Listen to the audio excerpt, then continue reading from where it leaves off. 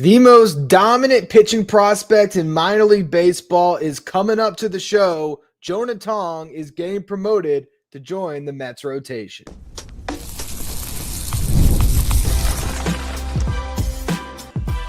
You are Locked On Mets, your daily New York Mets podcast. Part of the Locked On Podcast Network, your team every day. Hello to all you amazing Mets fans. You're watching Locked On Mets, part of the Locked On Podcast Network, your team every day. I'm your host, Ryan Finkelstein. I've been covering the New York Mets on this show since the 2019 season. So my podcast covers the Mets 7 days a week throughout the regular season. If you want to find some of my written work, you can do so over at justbaseball.com, where I work as the editor-in-chief. We got some surprising news today. Top prospect Jonah Tong is coming up to the show. He will make his MLB debut on Friday. So this is some really exciting stuff, as the Mets are not just going to be rolling out one top prospect in their rotation, Nolan McLean. For this term, we're going to see a couple with Jonah Tong getting this start. And essentially what you're doing here is you're saying the time to win is now, and we're going to put the best guys on the field that we can, and they have made the decision that Jonah Tong is one of the best guys they can have, or he's at least the best guy they had that can take a start on Friday.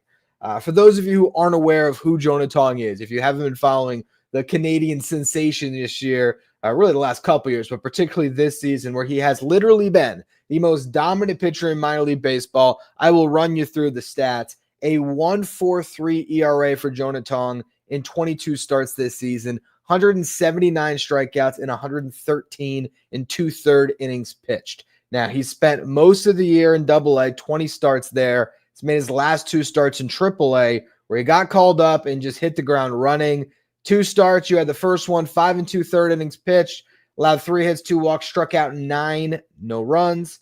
Last time out, 6 scoreless, 5 hits, 1 walk, 8 strikeouts. So he had not given up a run in 2 AAA starts, and he struck out 17 and 11 and two-third innings pitched. Ultimately, Carlos Mendoza said at a certain point, there's just too much to like with Jonah Tong. And that's essentially what the Mets have decided here, that every bit of competition they have thrown at Jonah Tong, he has dominated. And so they're looking at Friday. They're looking at getting a starting pitcher on the mound in front of Kodai Senga, giving really the whole rotation an extra day's rest. David Peterson has been better this year when given an extra day's rest. As obviously Senga always gets that extra day's rest. Sean Manaea could use an extra day's rest. Funny enough, Clay Holmes is the guy that's going to stay on the regular rest, and he's going to pitch on Thursday. But you give everybody a day's rest.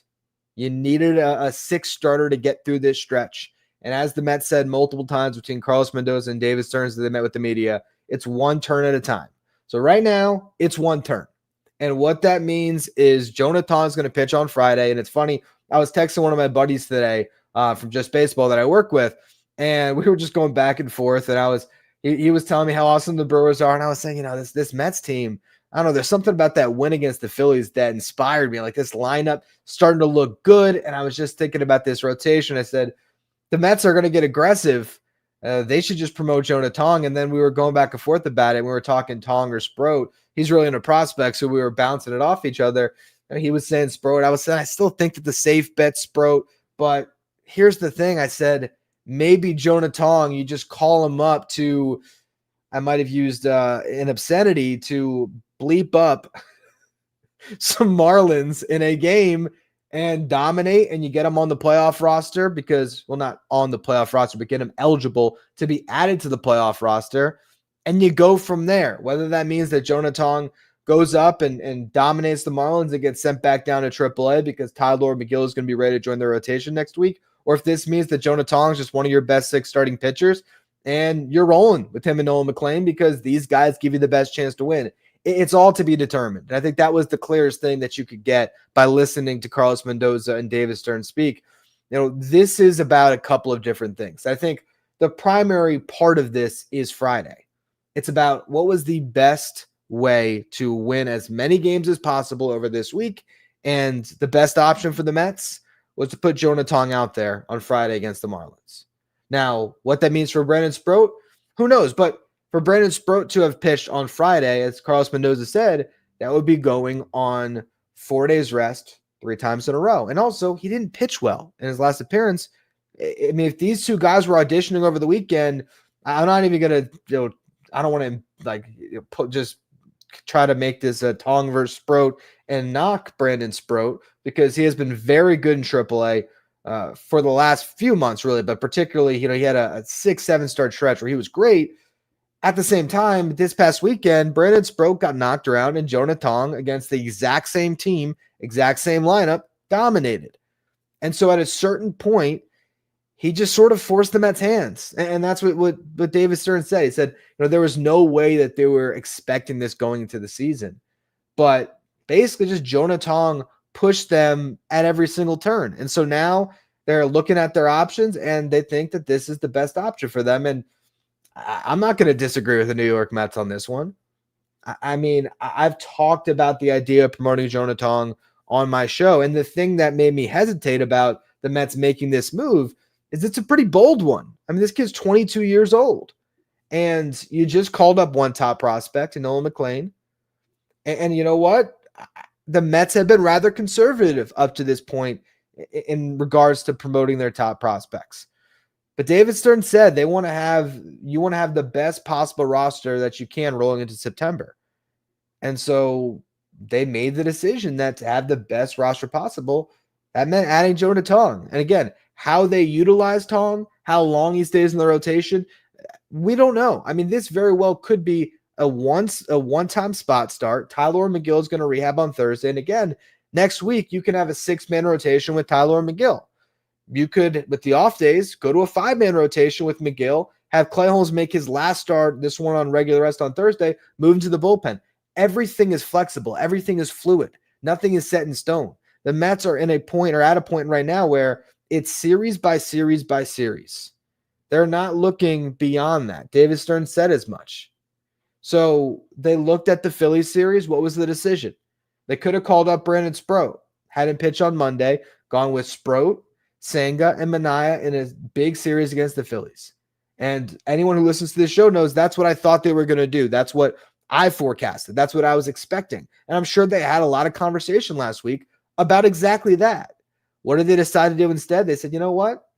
We want Nolan McLean to pitch against the Phillies. We want Nolan McLean to be in the final game of this series. So we're going to have Senga, Manaea, and McLean all pitch on regular rest because it's go time against our division rival. Game 1, while Kodai Senga didn't look great, the Mets won the baseball game. So it worked. And they'll have a chance. We'll see what Manaea does tonight, but they'll have a chance to win a series with right now the hottest pitcher in their rotation in Nolan McLean on Wednesday.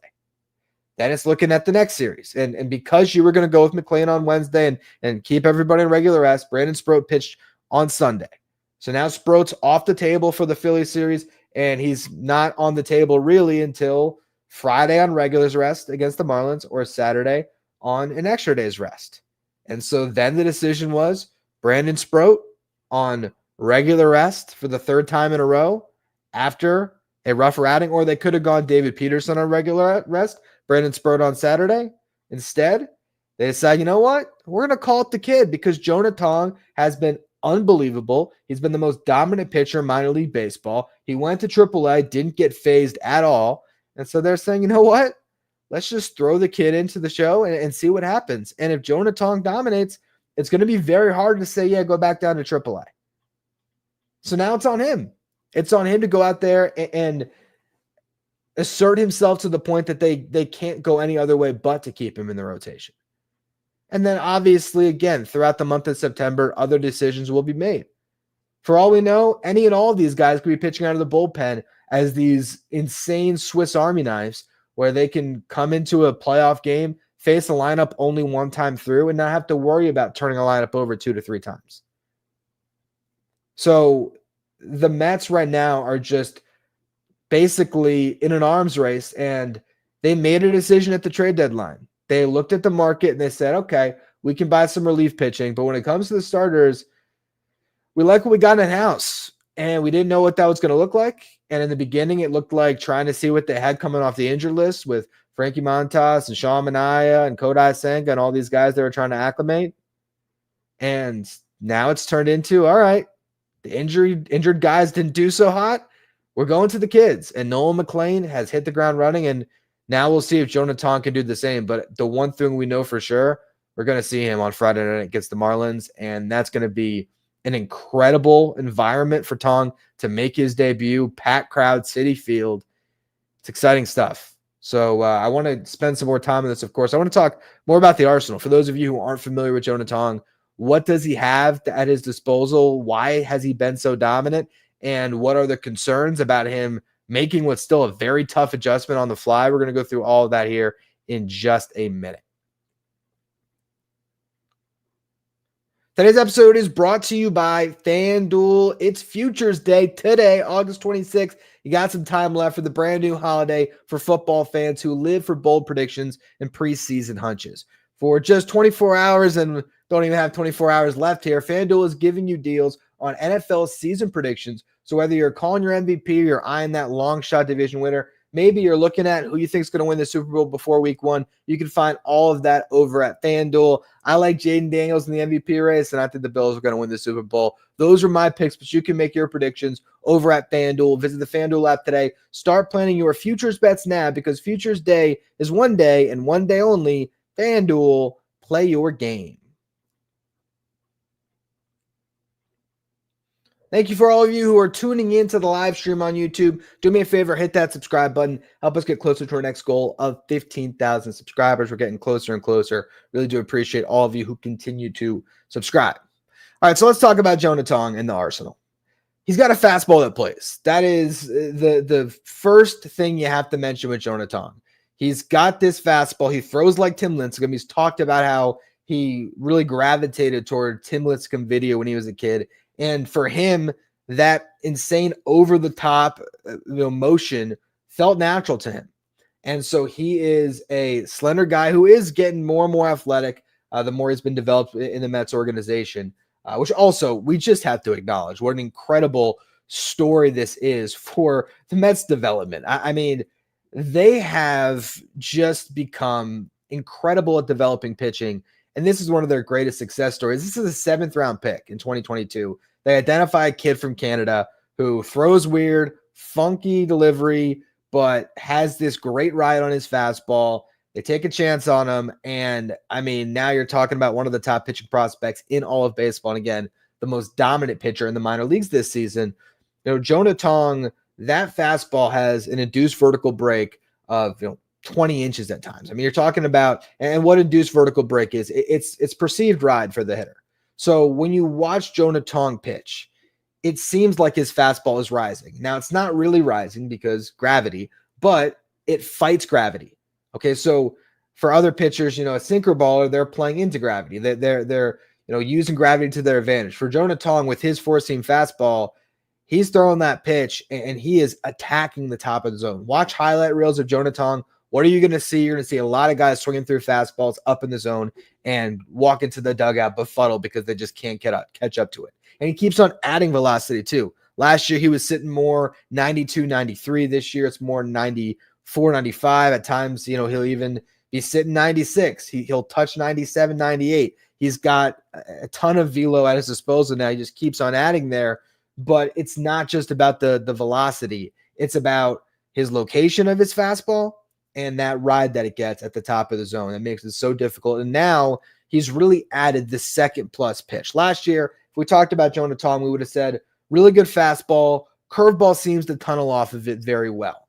But now it's the changeup that has really become that next pitch for him, where if a guy is sitting fastball and he gets that changeup that just drops off the table, they're swinging through it, or they're putting it into the ground. And so now he has two pitches he can go off of, and he's having a lot of success primarily with those two offerings. So if the Mets ever decide that they want to pitch Jonah Tong out of the bullpen this year for the stretch run, which is still a distinct possibility, as I mentioned, a guy that can come out of the pen in a playoff game and face a lineup one time through, and you see how he's going. If he's going good, he might get 9 outs, and he might strike out 6, and then you turn it over to the next guy. Like, he has that ability to come in and dominate a baseball game. You could simplify things for him against better lineups than the Marlins, who he's going to see is this first time out, and have him fill that type of a role. But You never know. He could make adjustments on the fly. And one of the things that David Stearns mentioned was his ability to make adjustments. That was one of the deciding factors for them in promoting him. As they said, through his 2 starts in AAA, what was really impressive to them is he was able to find success in very different ways. And so as someone who doesn't have as much information, certainly as the Mets front office does, and they have coaches that are working with the players and they're talking back and forth, what I can see from the data that we can find and everything else is you see breaking balls that are a little bit inconsistent with Jonah Tong. And that was the thing that was maybe holding him back and holding me back. Not holding him back because he's been so dominant, but that was the thing that was still left to work on. And that is the thing that's still left to work on. For Jonah Tong to be an ace in the big leagues, at some point he is going to have to refine those breaking balls a little bit more so that he can turn a lineup over 3 times through, and the best lineups in baseball turn them over 3 times through. Because Mookie Betts in a playoff game is going to be able to catch up to that fastball. Freddie Freeman is going to be able to catch up to that fastball. And if they're able to just sit on 2 pitches, that's going to be something that could end up getting Tong when he's facing the absolute best of competition that's out there. But his 2 pitches are still really good. And so he can still get by with those 2 pitches. But what David Stearns mentioned about adjusting in starts was the ability to find a pitch that's working for him that day. And so if you have other weapons in the toolkit, and he does have a really nice curveball, like he will probably rip off a really nice curve that's going to go on Pitching Ninja, and we're going to see some Marlins swing through it, and it's going to look disgusting. And he's also going to throw some non-competitive curveballs. But we've seen the same thing with Nolan McLean and that ability in his first few starts here to get by in different ways. His first start, Nolan McLean, he had all the breaking balls working. So he could just dot that sweeper on the outside corner back door and just get strikes all he wanted to. His next time out, he didn't have quite that same command of the sweeper that night. So instead, he had to go a little bit more into his sinker. He had to go a little bit more towards his 4-seam fastball. He had to go to a cutter and a changeup a little bit more. But he had the weapons to navigate his way through a start and still hold up. What David Stearns is suggesting is the Mets feel like with his curveball and his slider and the progression that those pitches have made, he does have those counters. He does have the ability to find a slider on a given day and know, okay, I have this pitch in my arsenal today. And it might not even be throwing it a ton, because you look at the 2 starts Jonah Tong has made in AAA, it's been well over 80% fastball changeups when it comes to pitch usage. But there is a slider, there is a curveball that he can go to. So I think what the Mets are looking at right now is a arm that was just too tantalizing to pass up on. And while they said it's not Sproat versus Tong, I think there's a certain extent or a certain thought of, if you're trying to win and you're just removing all the other circumstances, you're not thinking about how this is Jonah Tong in a way cutting in line in front of Brandon Sproat, because Brandon Sproat's been in AAA longer and has been working, and shown a lot of progress towards being ready to contribute in the big leagues. But Jonah Tong is just has too much. There's too much to like, as Carlos Mendoza said, where they just want to see what it looks like. And I think against a Marlins lineup that doesn't have Kyle Stowers, I think it's going to look really good on Friday. Now, if you're going up against the Brewers, how does Jonah Tong fare? We would see. I don't know. I think he might fare very well still.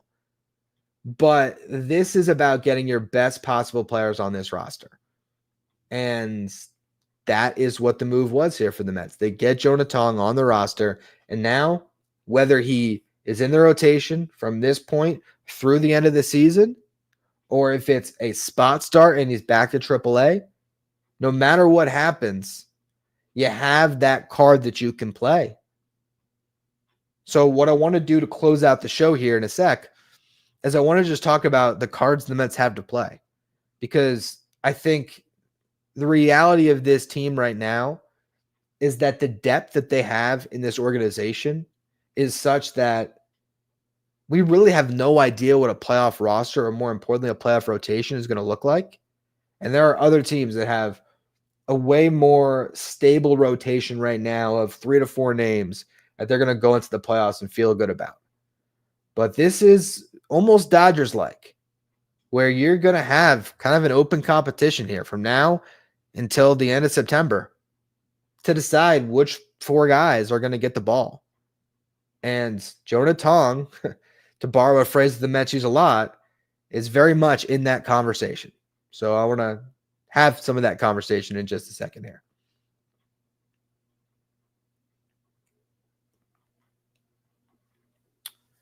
If you're an everydayer that always tunes into the show, make sure you become a Locked On Mets insider. It's our texting service where you get updates from me as soon as news breaks. So when Jonah Tong got promoted, before I recorded my YouTube short or sent out a tweet or prepared for this show, I went to the insiders and I sent them a text message so they knew that Jonah Tong was coming. If you want to be a Locked On Mets insider, find a link in the episode descriptions, or you can go to subtext.com/LockedOnMets.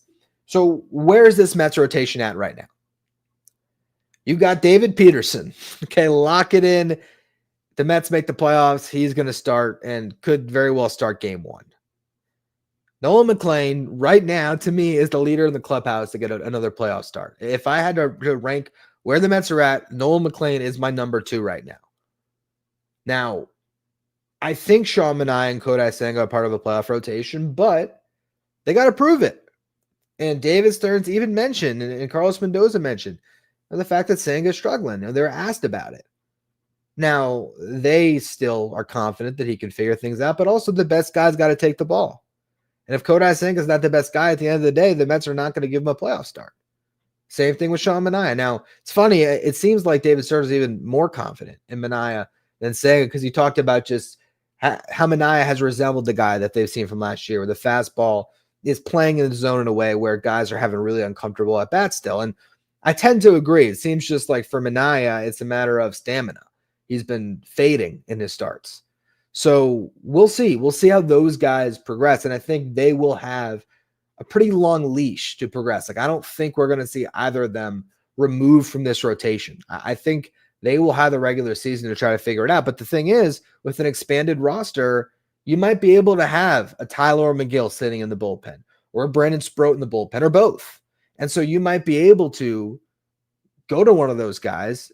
If Senga looks bad 2 innings into a game and it's a crucial game and he's able to get out of a jam, but he is at 50 pitches through 2 innings and the top of the lineup is coming back up, you can get McGill ready and go there. You can be creative. I think the Mets realize that they have to be as flexible as possible, just knowing that right now you're in a push and you just got to win games.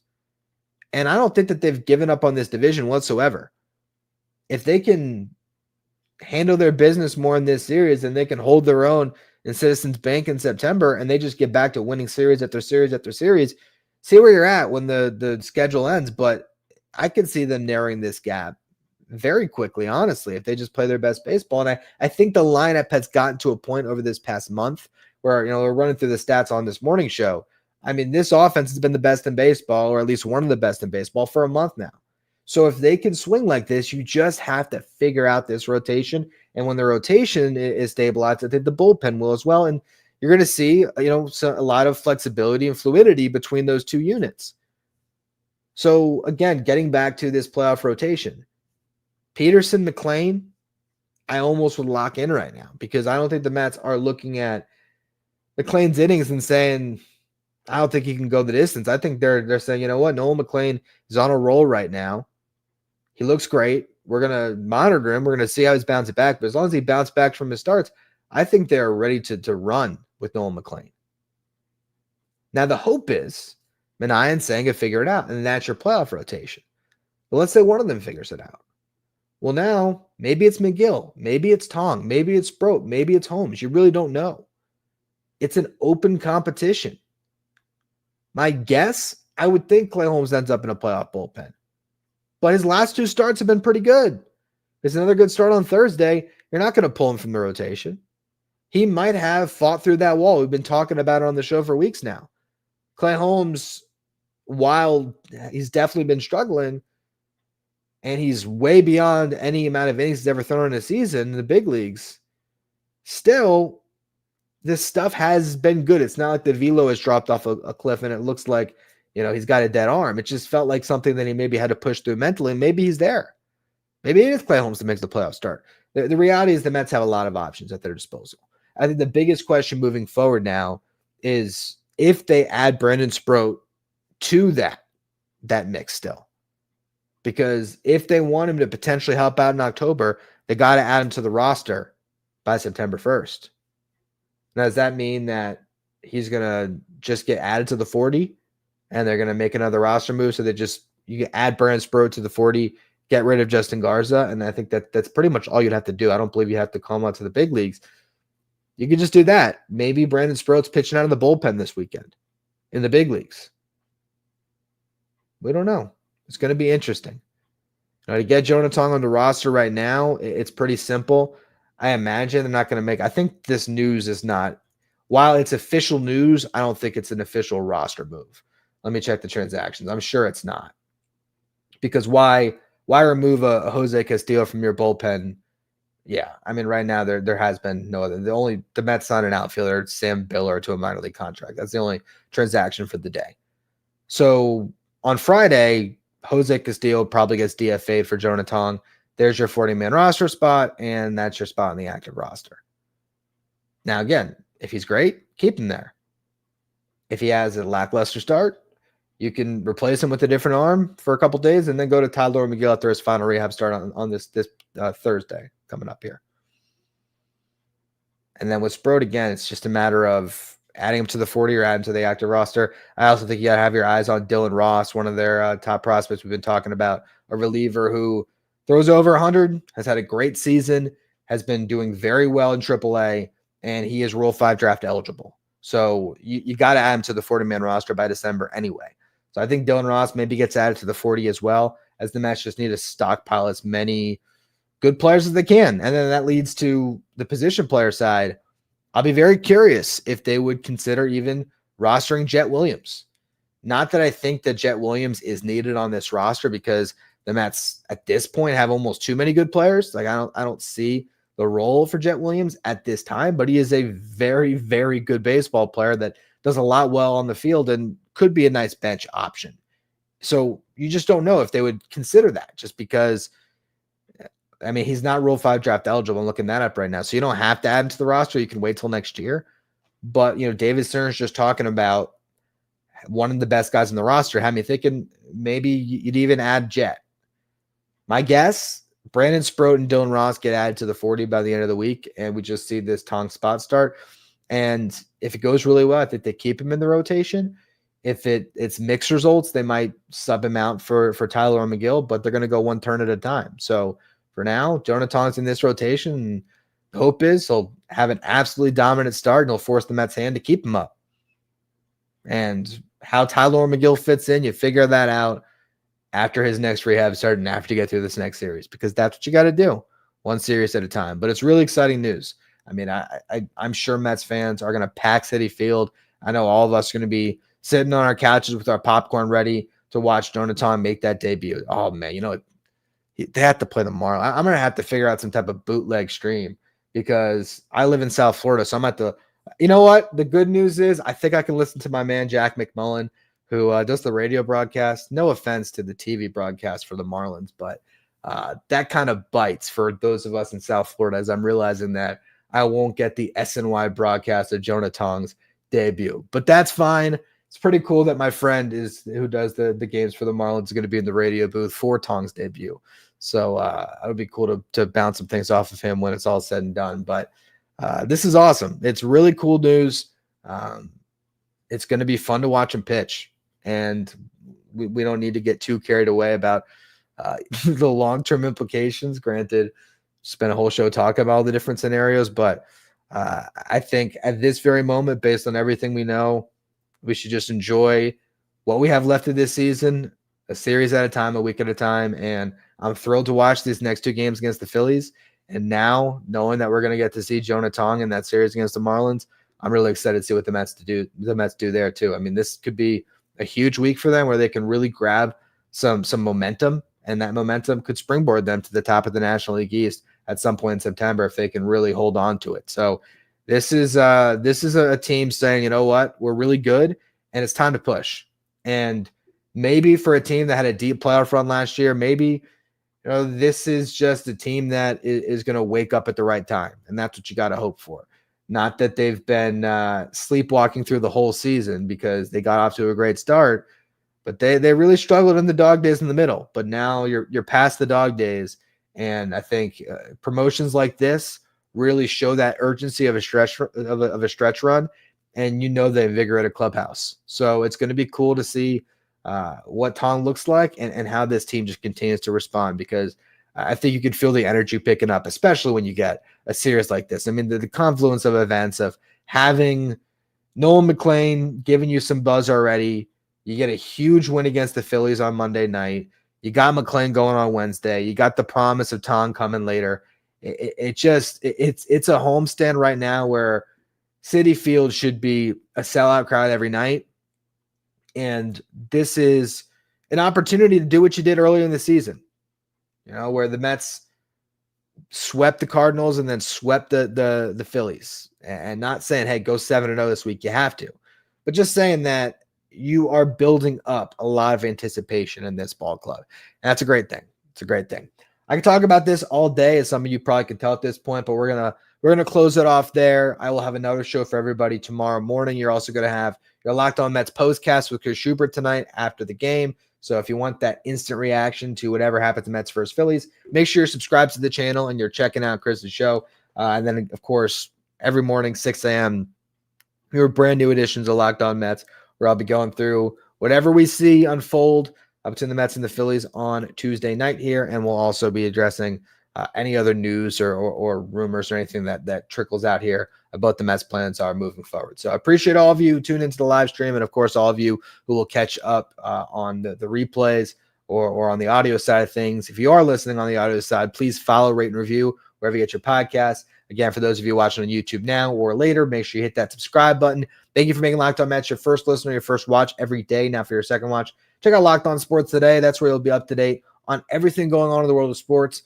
You have your local experts for each team, legal experts for each league. You find Locked On Sports Today streaming 24/7 on YouTube.